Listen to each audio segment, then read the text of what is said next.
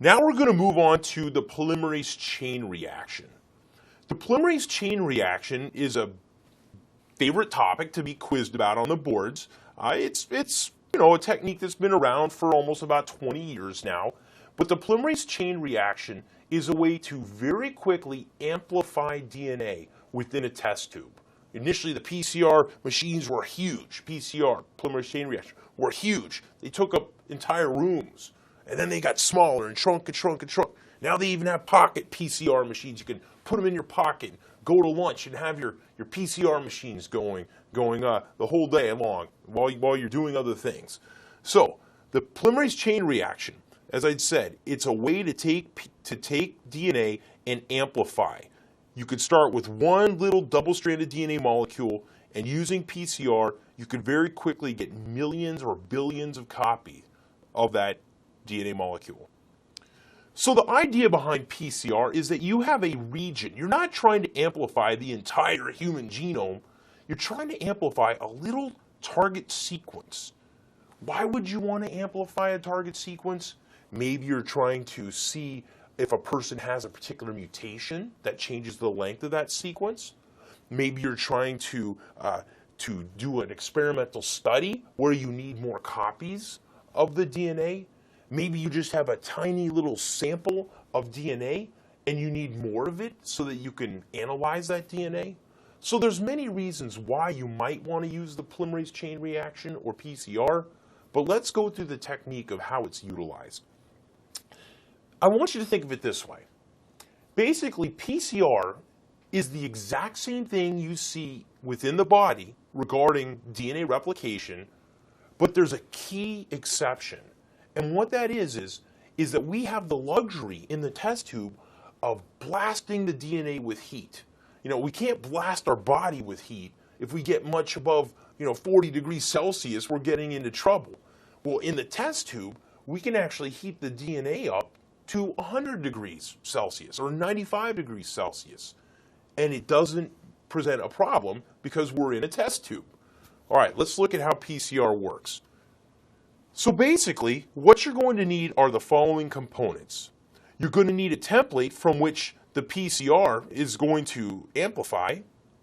You need a polymerase. Now, typically in PCR, it's a thermostable polymerase. It's going to be something like Taq polymerase, derived from Thermus aquaticus, a thermostable organism that lives at the bottom of the ocean.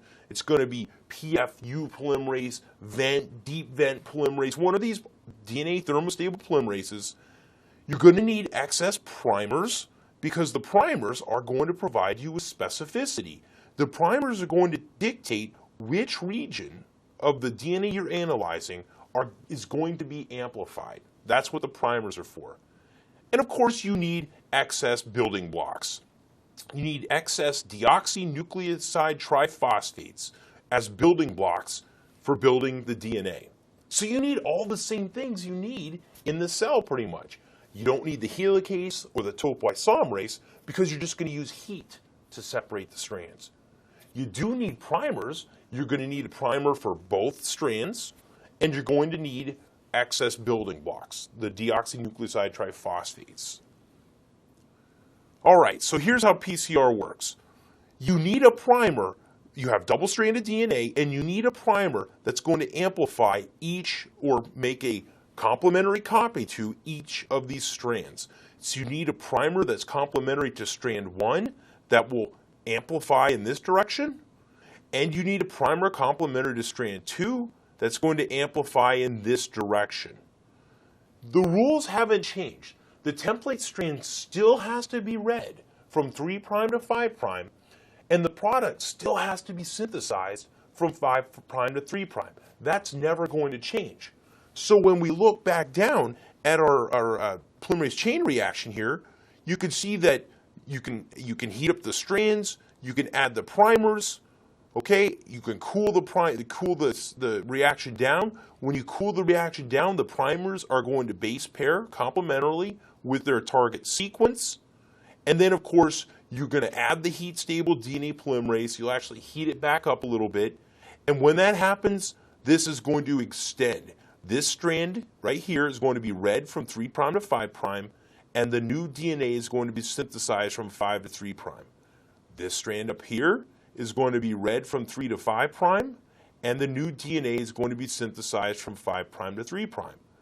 So at the end of the first round of PCR, what you effectively have is a partial copy of strand 1 and a partial copy of strand 2. The sequence that you're most interested in amplifying is right in the middle here. You're interested in amplifying this sequence in the middle.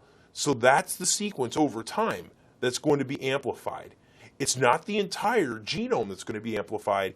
It's this target region that's going to be targeted. So let's look at how this now works after the first cycle ends and the second cycle begins.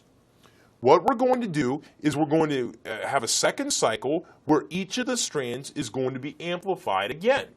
But now, instead of starting with one double-stranded DNA molecule, we have 2 double-stranded DNA molecules. So for each of these strands, a primer is going to bind, it's going to read from 3 to 5 prime, and it's going to synthesize a product from 5 to 3 prime. So you'll end up with this product as a result of that.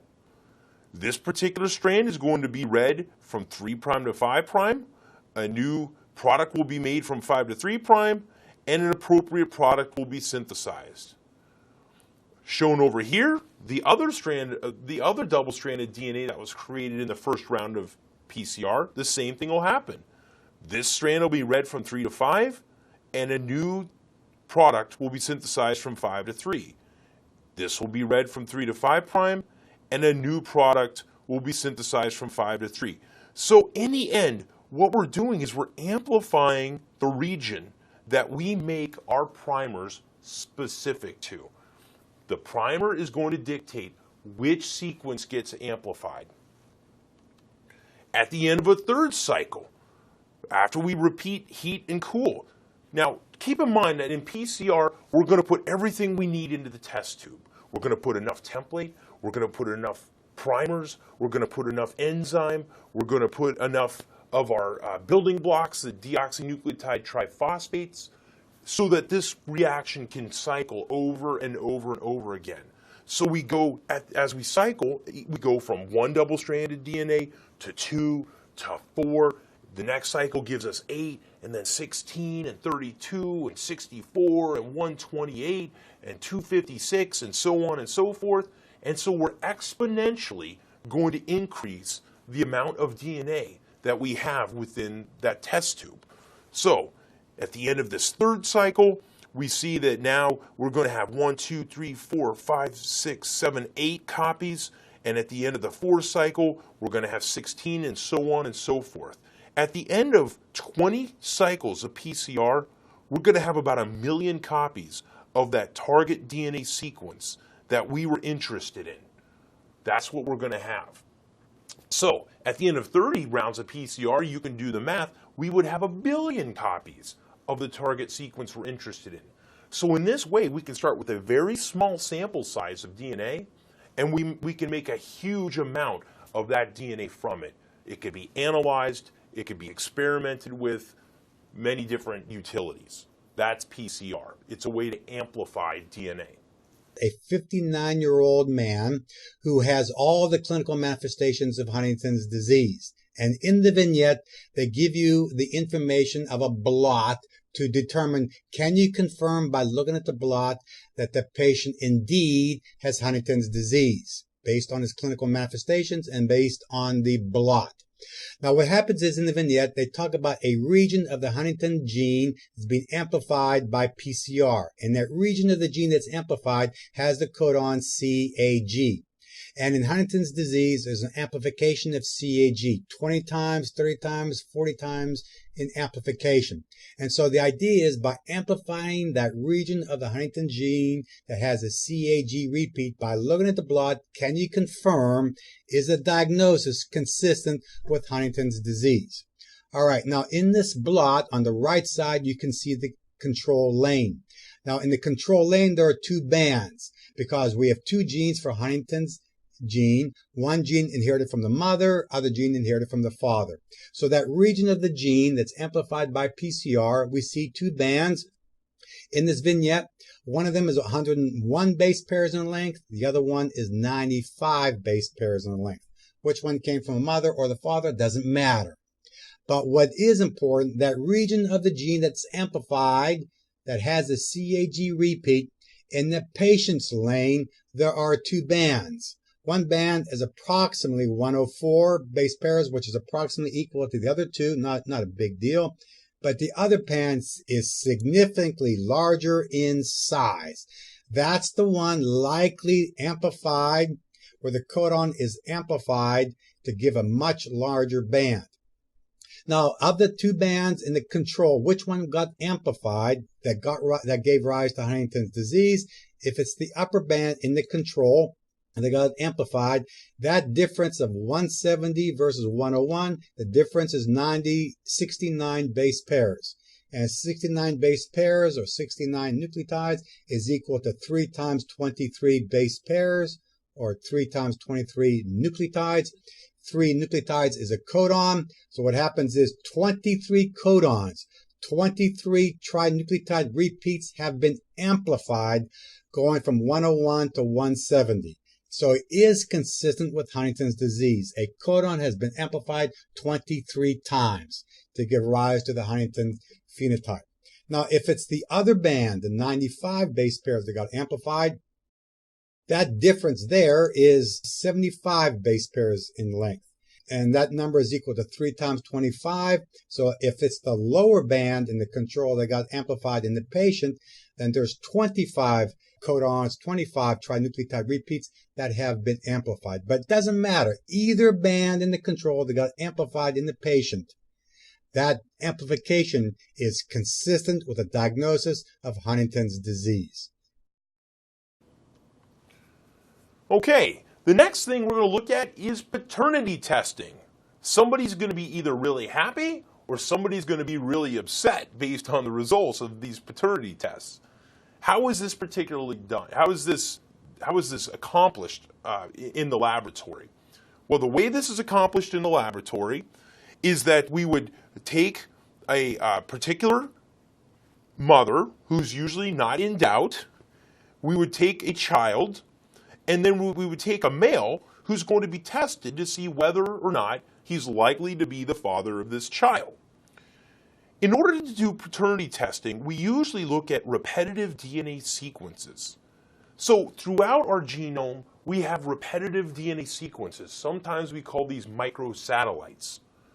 The microsatellites in related individuals have consistent numbers of repeats. So for this particular example, we're looking at ACAT repeats. And the number of ACAT bases that get repeated in a particular region of DNA can be detected using PCR analysis. We can use PCR, we can amplify that repetitive sequence of ACAT, and we can then figure out how many ACAT repeats are there. Based on those numbers, we can then work backwards and say, aha, did this person inherit those repeats from a tested father? Did this child inherit his repeats from this particular individual? Let's look. Now, you could see in this tested child, they have 15 ACAT repeats. How many bases does that correspond to? Well, 15 times 4 bases is, of course, going to be 60. So this would be a 60 base pair length fragment. This child also is going to have a 10 times 4 or 40 base pair fragment, which says that they have 10 ACAT repeats. Which did they inherit from the mother? Well, if you analyze the mother, you can see that she has a number of 10 ACAT repeats, so she has 40 base pair fragment there. And she also has 7 ACAT repeats, so a 28 base pair fragment, or base fragment right there. Now, where did she inherit these from? She inherited them from her parents, which we're not even going to bring into the picture here. But when she passed these alleles off to her offspring, it's very clear that she passed off the 10 ACAT repeats to this particular child. Maybe one of her other children, she passed off the 7 ACAT repeats. You would have to test that other child to see. So what you're left with is that this child also has 15 ACAT repeats in this particular amplified region. And when you test this particular male, you see that he has 15 ACAT repeats, and that corresponds to this particular child. So in this particular situation, you can see that the mother passed off 10 ACAT repeats, the father passed off 15, and all is good with the universe. We have a child that was probably a product of this tested male and this mother. So this guy is obviously very relieved, or perhaps he's a little surprised. Now keep in mind that you're not going to be able to just look at one ACAT repeat to tell definitively whether a child is from a particular male, tested male. You'd have to look at 4 to 8 of these repeats to definitively say that. Let's look at another situation. Let's look at a tested child. This is a tested child, and you can see that this child has 2 ACAT repeats. We're not even going to look at the size of these. We're just going to look at the pattern. We could see that the mother was tested, and she has 2 ACAT repeats, and one of them we can clearly see was derived from this particular mother. Where did the child derive this ACAT repeat from? Was it from this tested male? Probably not, right? This child could not have gotten these ACAT repeat from this tested male because this male didn't have that size fragment. So if this male is perhaps married to this mother, okay, this mother's in big trouble, okay? So this particular child probably has another genetic father. Keep in mind, once again, you would have to look at a huge number, maybe 4 to 8 of these, and we call these variable nucleotide tandem repeats. These are variable nucleotide tandem repeats because the number of ACAT repeats or whatever other bases you're looking at is a variable in number. And they're tandem repeats because they're repeated one after another. So this is a variable nucleotide tandem repeat way of using PCR to analyze to test for paternity. The next technique we're going to look at is called DNA sequencing. Now, it's very possible that you will be given a DNA sequencing gel on the exam, and you will be asked to say what the DNA sequence is of a particular gene based on analyzing that sequencing gel. How is that accomplished? Let's look. So, if we look at a DNA sequencing, what you do is you typically take some DNA sample that you need to analyze. You take excess primers that are going to be used to analyze the DNA sequence or amplify that sequence. You need deoxynucleotide triphosphates as a building block for the DNA sequence. And you need DNA polymerase, of course, which is going to do the job of amplifying the DNA. Now, the special thing about this, which is the dideoxy method of sequencing, the dideoxy method of sequencing utilizes something special called a dideoxynucleotide triphosphate.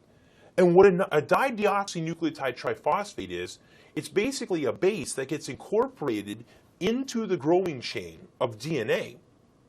And when it gets incorporated, it doesn't have a free 3' end in order to incorporate a new base. That's why it's dideoxy. It's DD, it's dideoxy. So both the 2' and the 3' carbon have their oxygen removed. So these have been engineered in the lab so that any time one of these bases is incorporated into a growing strand, it's truncated. The synthesis of the DNA is truncated. Now, the dideoxynucleotide triphosphates will be radiolabeled so that any time one of them was incorporated into the DNA, it will be evident on a gel. So, with all that being said, the most important thing that you remember is how to read a sequencing gel. So down here, if this were a particular sequencing gel, this would be the lanes where you saw bands whenever the radiolabeled dideoxy ATP was added. So whenever you saw one of these bands, it means that a fragment of DNA was created of that length where A was the last base. You see a lane of C's, so whenever C was incorporated into a growing strand of DNA, Well, whenever you see a band here, C was the last base. Same thing for G and same thing for T. And remember that when you look at a sequencing gel, it's going to separate DNA from negative to positive. Typically, that's the convention. And the smallest is going to be closest, the smallest fragment is going to be closer to the positive end. So when we read a DNA sequencing gel, we read it from the bottom up, unless we flip it over, right? But they're not going to do that to you. You're going to assume, if given no other information, that you're reading from the bottom up to the top, from the smallest to the largest fragments, or from the positive up to the negative end. So when we read this particular sequence of DNA, we're going to start at the bottom, and we see that the first sequence is C, and then we're going to see that the next two bases were TT, and that the next two bases were GG, and then we move over here to A, and then once again A, and then T, and we're just working our way up, then C, then G, then T, then A.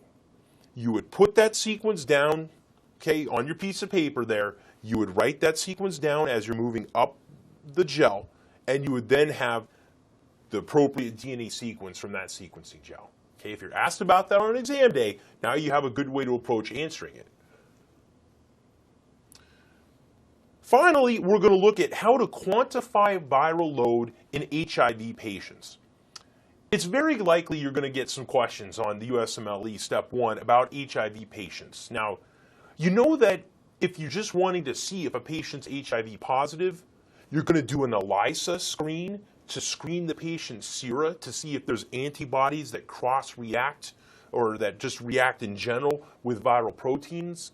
And if that comes up positive, you're going to do a more sophisticated test, the Western blot, to see whether the patient's antibodies specifically react with the viral proteins. Okay, the Western blot is a more sophisticated test. It's the confirmatory test for HIV, whereas the ELISA test is just the screening test. Now, if your goal is to try to see how much virus a patient has been exposed to, okay, you could do one of two things. You could either just see, does this patient carry the HIV virus integrated into their T cells? If you wanted to do that, you could simply do PCR, and you could look for and try to amplify the viral genome. But if your goal is to quantify how much virus has infected and integrated into this patient's T cells, you're going to want to use a special type of PCR called reverse transcriptase PCR. So once again, regular PCR detects the presence of the virus, whereas reverse transcriptase PCR will allow you to detect viral load. Okay, let's look. So to accomplish this type of experiment, you're going to take RNA from the blood sample.